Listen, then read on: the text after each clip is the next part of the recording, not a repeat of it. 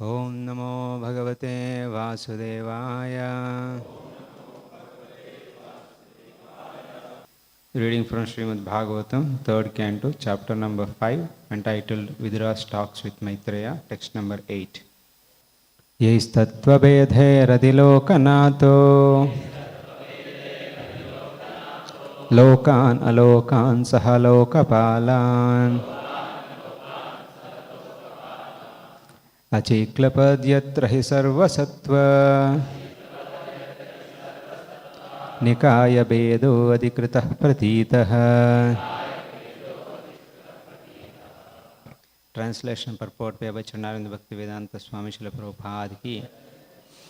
The Supreme King of all kings has created different planets and places of habitation where living entities are situated in terms of the modes of nature and work. And he has created there different kings and rulers.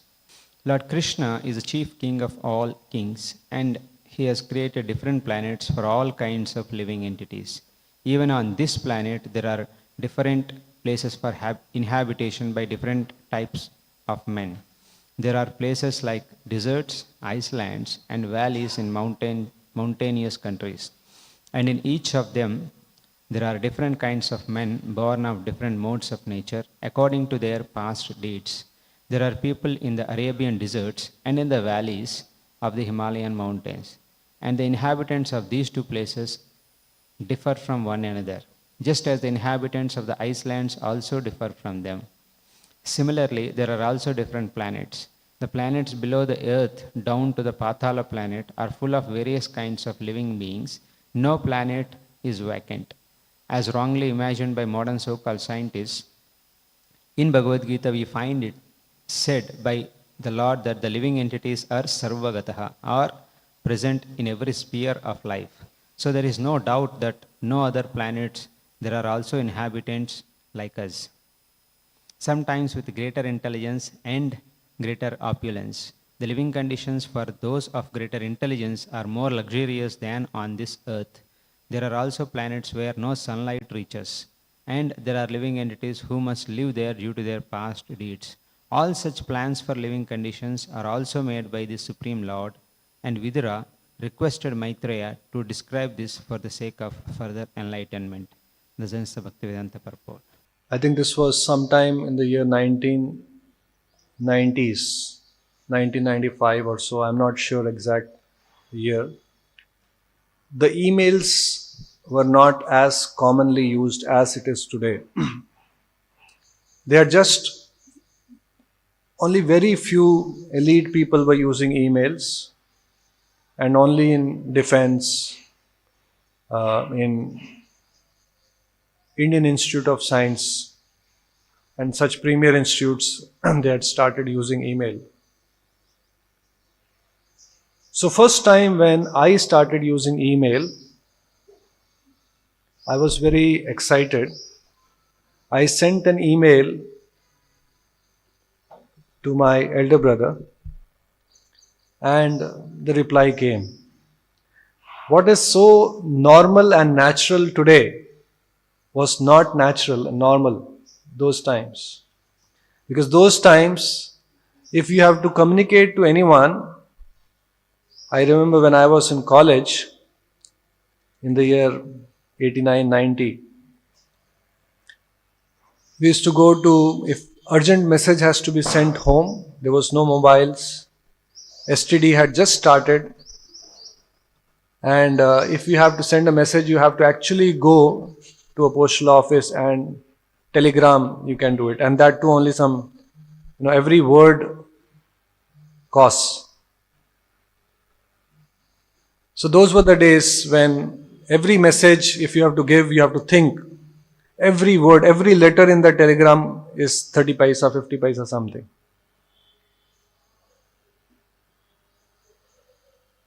So I had just started using email, and it was free.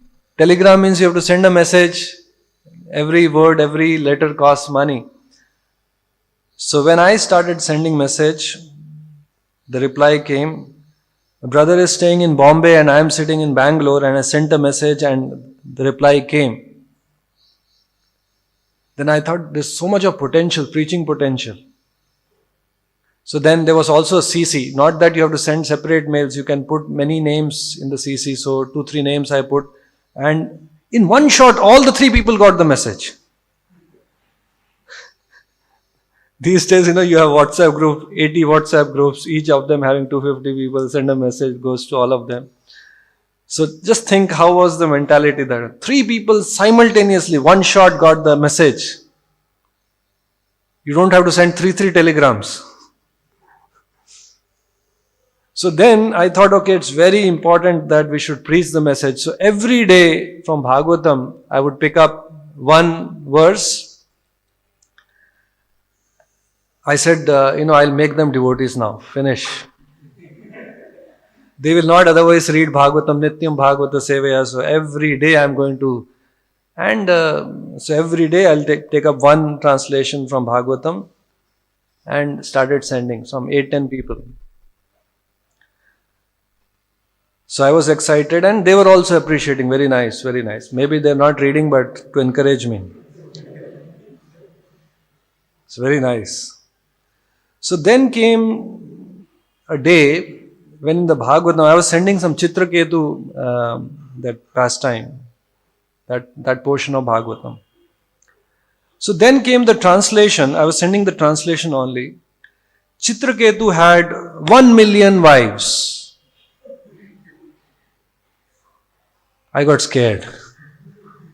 If I send this to them, they'll think either I am mad or from the book which it is picked up. Chitraketu had 1 million wives. Okay, 5 wives, 10 wives. Okay, still Krishna is Supreme Lord, 16,000 wives, acceptable. With difficulty. Here 1 million wives, where will they be staying? I was not willing to accept. Forget about sending it. So then, in scriptures we have like this statements, and we all have a worldview based on how we have grown up, what we have studied in schools, colleges. It doesn't tally with that.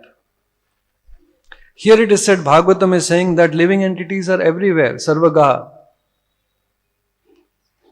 Prabhupada says, Krishna spoke this to, it's there in the Gita, I spoke to Sun God Vivaswan. And we are still not sure whether life is there in the nearest moon, planet. In our solar system, it's just one of the small part of this galaxy. Millions of stars, each of them having its own family of planets. We are not even sure of life exists or not in the nearest planet. Forget about the universe. So here Bhagavatam is saying it's there everywhere. In all the planets, inhabitants are there. And that's why many times people, they call this as mythological stories. They cannot put faith because it doesn't tally with the worldview which science has given us as we have grown up. It doesn't tally.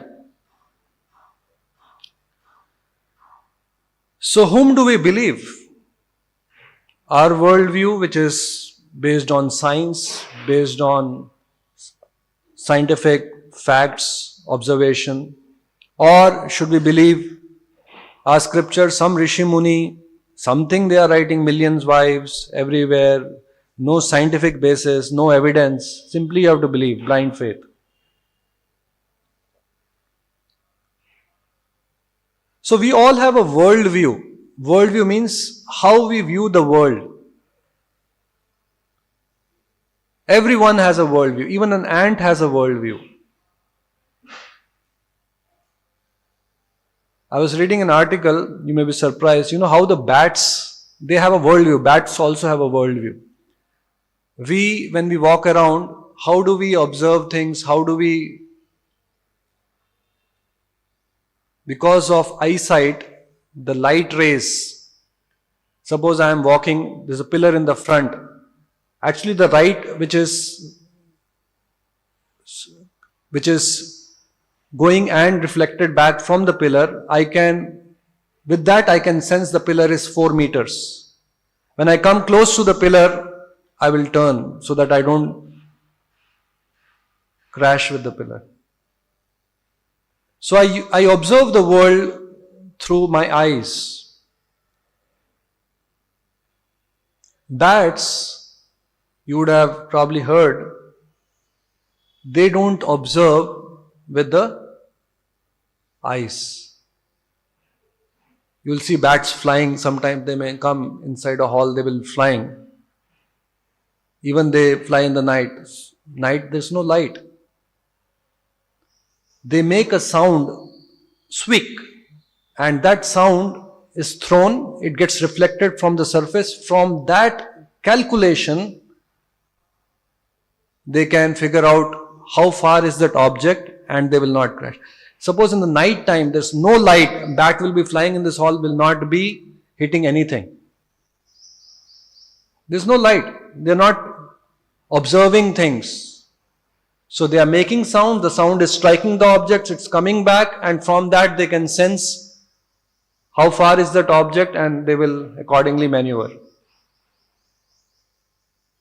So in their worldview there is no colors. There's no colors in their worldview. Our worldview, there are colorful objects, green trees, leaves, flowers, red color, rose. For a bat, rose is black in color. So it is also a living entity, a soul which has a worldview. It also is feeling. Just think about it. For us, everyone, this is the worldview and it's absolute. No. They are living entities who have a worldview which is quite different from us. There was a movie made called Flatlanders. It's a movie, it's a very popular movie. It's an animation movie called Flatlanders. Just like we have some objects which are two-dimensional, like rectangle, length and breadth, square, triangle. These are two-dimensional things. And then there are three-dimensional objects. Example, sphere, cube, length, breadth and height. So they're three-dimensional. Now, in our worldview, we are very familiar with three dimensions. This movie, Flatlanders, is all about a world where there are only two dimensions. Length and breadth. There is no height. And they're saying, what will be that world be? And we, because we can observe three dimensions, our normal worldview is three-dimensional worldview. We have length, breadth, height, everything. That's why, we have special glasses which we can, even pictures we can get into three-dimensional view. But scientists have now started questioning, because we have a worldview where there are three dimensions, what is the guarantee that there are additional dimensions existing in the reality which we are not able to observe? Just like for those people who are having two-dimensional worldview, for them, third dimension is an impossibility. So I'll share with you a quote from a very eminent scientist.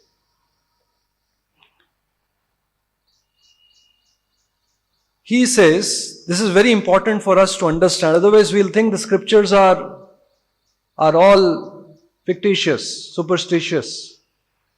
Simply because we have surrendered, we have to believe all this. Somehow we'll believe also, now what to do, we have surrendered, can't go back also. We don't have to feel sorry like that. In fact, we should feel encouraged that so-called Nobel laureates, so-called eminent scientists also don't know what we know. no physical theory. This is a very eminent scientist. I don't have the name right now, but we can definitely find very eminent scientist writing. No physical theory dictates that there should be only 3 dimensions of space. All the scientific theories does not dictate that there has to be only 3 dimensions.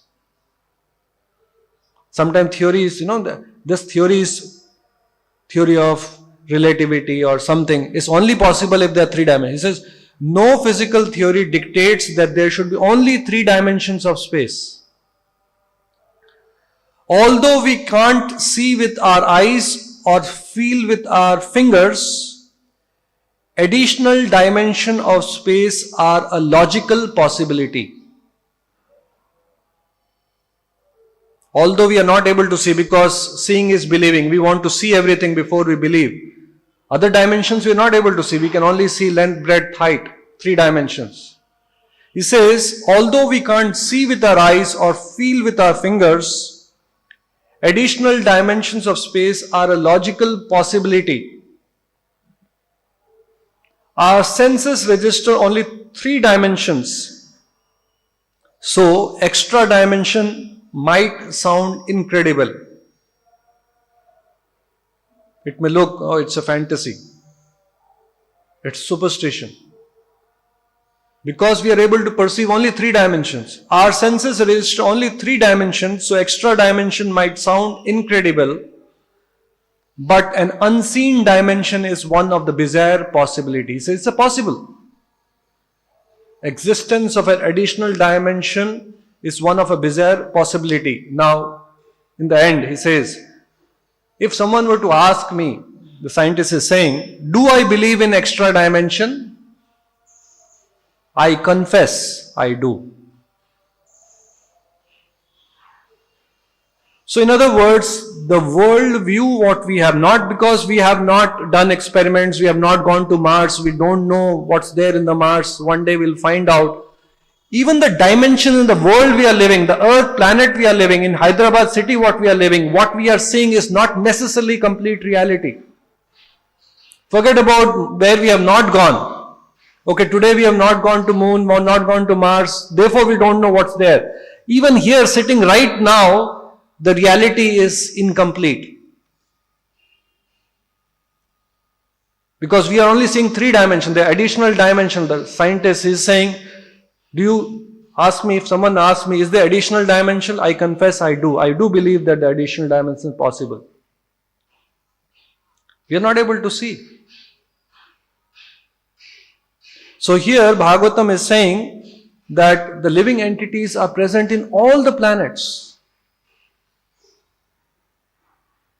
Earlier, they were very, very confident and sure that on the moon planet, apparently after having gone there, they found that life on the moon is not possible because so many reasons. Water body is not there, gravity is not there. So all what is required for the life to thrive is not there. But then there was an article that they have figured out there's some water bodies near the pole of the moon and there is a likelihood, there's a possibility of life existing there. So in other words, it's a very sorry state of affairs. We are groping in darkness because we want everything to be perceived with our eyes, with our senses, and then we will accept it as a reality. But our scriptures are saying that we cannot perceive the reality with our senses because our senses, we all have 4 inherent defects. All of us have heard it many times. We have cheating tendency, we are likely to commit mistakes, we are subject to illusion, and our senses are imperfect. So with this limitation, inherent defects in our senses, we'll never be able to perceive the reality if we were to have a condition that I will believe only if I am able to perceive through my senses. We'll never be able to have the reality.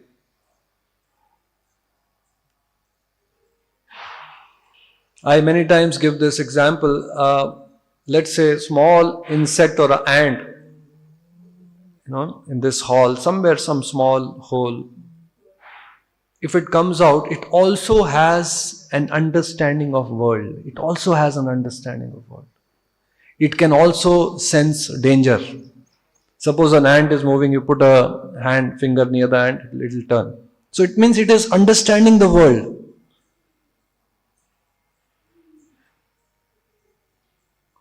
That ant, assuming is very, very research oriented, is wanting to figure out, is equivalent of a scientist and scientists. They do research, observation. So that ant, if we were to find out what is this world, so the ant will come, let's put a telescope also in the hands of that ant. Maybe a telescope, nice, equivalent of Hubble telescope, maybe of ant size. And that ant is observing. I'm also very proud that I have a telescope, now I can know the world, now I can observe what's going on. So that ant is observing. He'll go in circles seeing this chandelier. If it's a very powerful telescope, he'll probably be able to see this. And go and write a paper on what this world is. This world is like a chandelier. So it can never know what is Mumbai, what happened in Guwahati 2 days back. It can never know by observation. It can never know if it is to know the world through sense perception. But there is a reality which is existing. So our case is also, our position is also like that. We are like that small insignificant ant in this whole creation. According to science, like this Milky Way galaxy which we are part of, there are billions of galaxies. According to science, not according to our scriptures. Our scriptures say, there are millions of universes. And in the universe which we are living, they are like Milky Way, because we all are students of science, so we should respect what science is saying. According to science, just like this Milky Way, in which our galaxy, in which there are millions of stars, each of them having its own family of planets, like that there are billions of galaxies.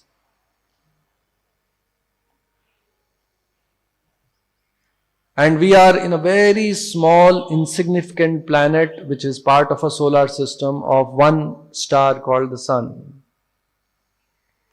So how can we know the reality of this entire universe? Who created this universe? The purpose of creation? By our sense perception.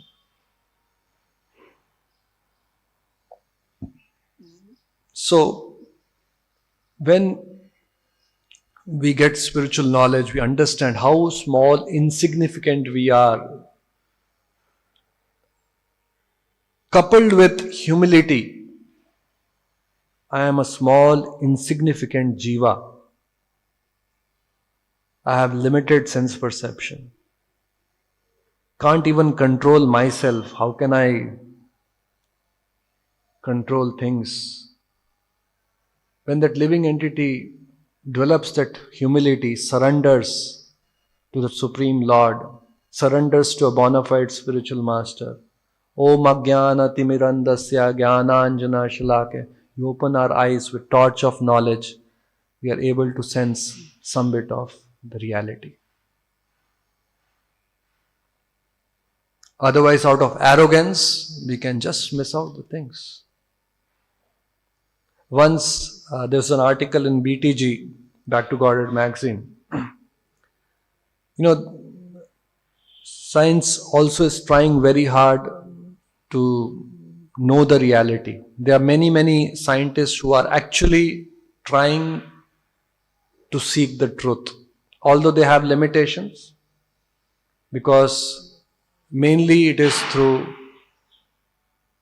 sensual perception. That's their understanding. If they have to believe in something, it should come within the domain of our sense perception.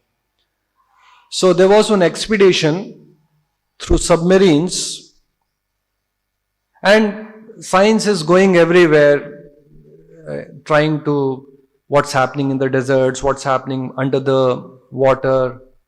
And that's how we see, people using the scuba divers with oxygen tanks, going, collecting samples, understanding what kind of life forms exist there. All kind of research is happening. Man is curious by nature. So this one expedition, they went in a submarine and collected water from deep within an ocean. Ocean, because as we all know, within the earth, there is molten lava. It's quite hot. And that's how volcanoes sometimes, this molten lava, through some things just spurts out. And that's how we have volcanoes. And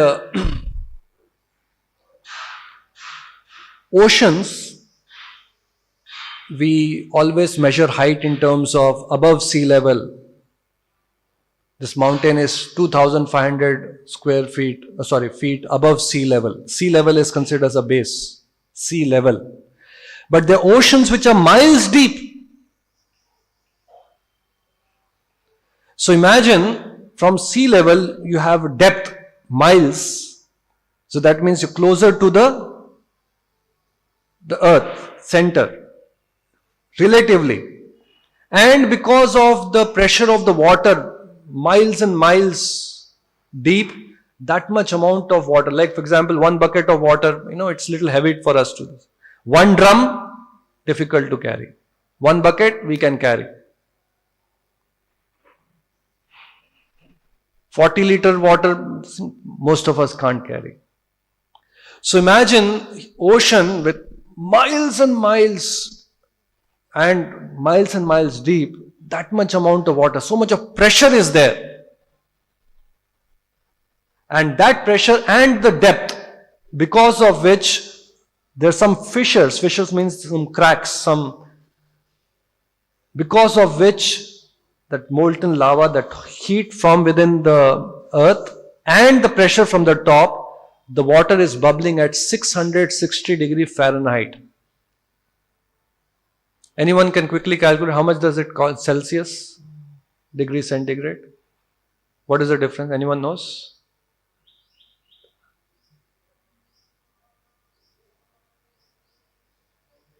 Huh?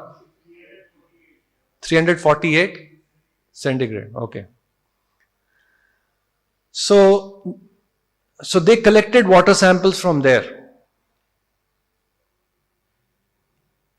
Just wanted to find what's there in that water sample. 660 degree centigrade, the water is bubbling and boiling, and they collected the samples from there. And when they brought that water samples, they found that there are some organisms living in that.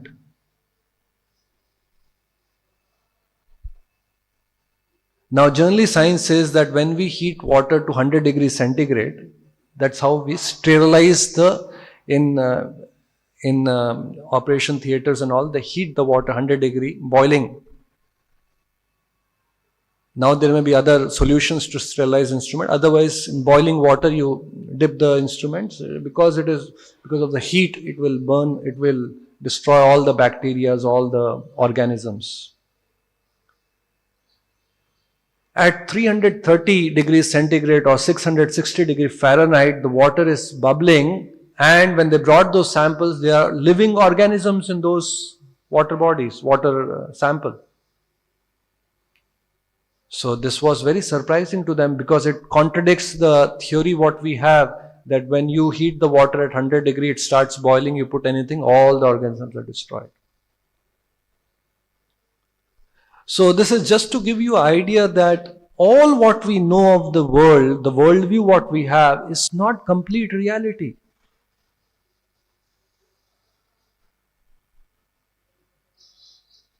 Even just like now we have this pandemic, coronavirus, so much of people have put effort to understand it, to find a solution, to find a vaccine. Best of scientists, the best of brains the world over have worked to understand what this virus is. And now we have heard that there are newer and newer strains of viruses. That means we have not understood. We cannot have a complete. Moment we understand this, something else happens.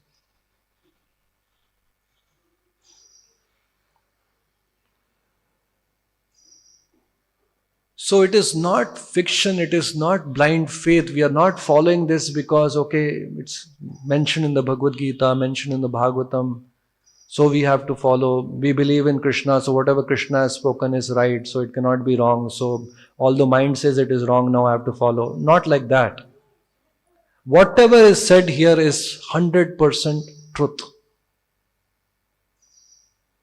I don't have to find out some ways and means to somehow convince myself that this may be reality. Initially, when our faith is Komala, we somehow do that. I was doing like that. Chitraketu at 100 million, okay, better not send this verse. I skipped that. Actually, I skipped it. I never sent that. I am not convinced. How can I convince them?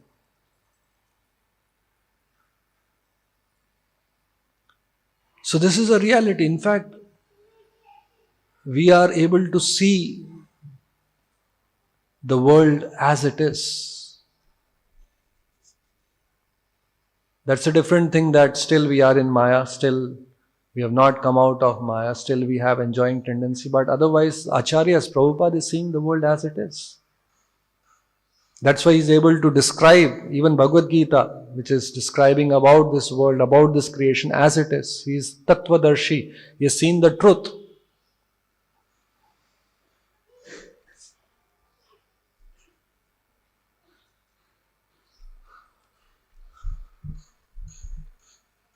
So, somebody may say, just because it's mentioned in the scripture, should I believe it? How can we put faith in our scriptures? Just because it's mentioned in the scriptures, I have to believe it? Actually, we don't have much options. To get a worldview,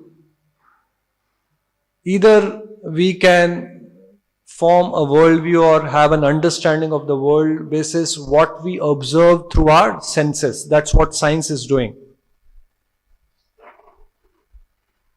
So one possibility of having a worldview is through observation, experimentation, perceiving through our senses. That's one. Second option is, what is the second option? Second option is my own opinion, what my mind is saying. That's second option.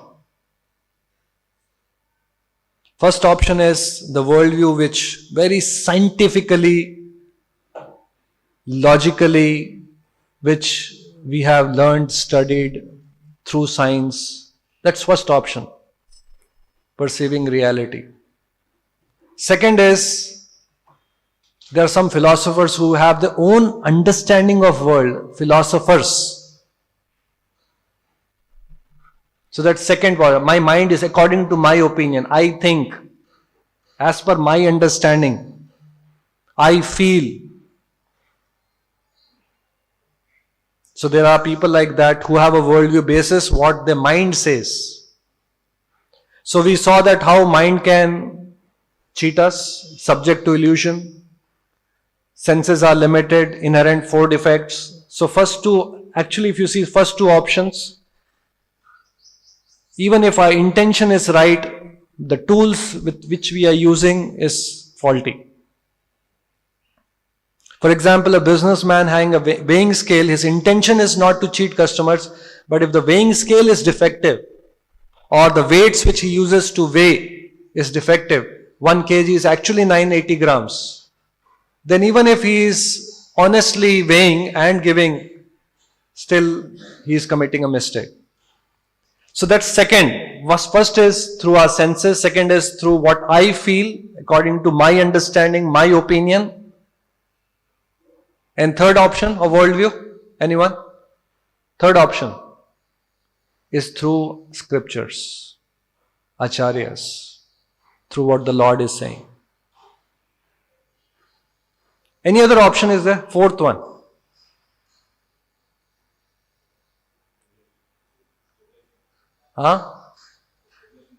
Revelation. It comes under The third one.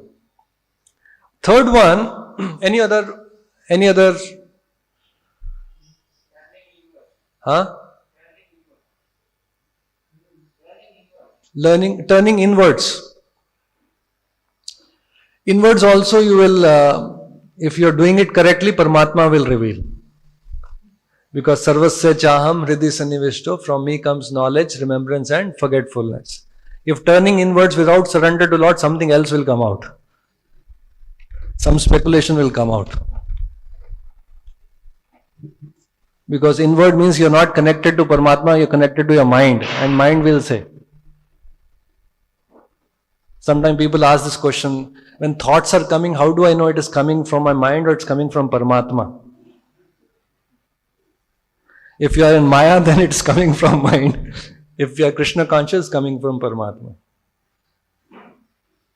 Lot of people try to go inwards without surrendering to the Lord. Actually, what all is coming is nothing but from the mind. If there is connection with us, now we are not criticizing somebody is very introspective sage. The ingredient for introspection is, have I surrendered to the Lord? Am I Krishna conscious? Then I can be doing introspection. Then the Lord will reveal to me. So the first two options, limitation. Third is what the scriptures are saying, what acharyas are saying, what the Lord is revealing. And is it a blind faith? Just because scriptures are saying we have to believe it? Our process is the process of faith and revelation. We have to have faith, which is also practiced in normal day-to-day living. These days, we have credit cards, we can do a lot of things online. Now, give you a crude example. Suppose somebody has to go to America, he will go online, he will buy a ticket on some online portals, Make My Trip or something like that. He will go and book the ticket, and his bank will physically be debited.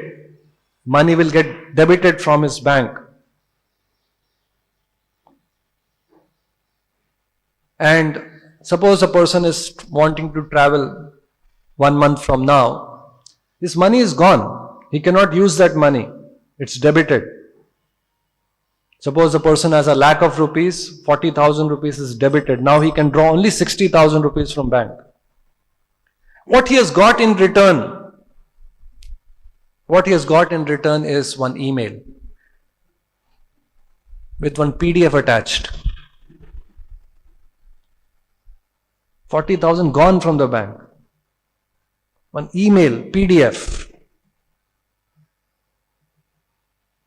So many free PDFs we got, right? We get one PDF file gets, it says, now somebody says this PDF is for 60,000 rupees.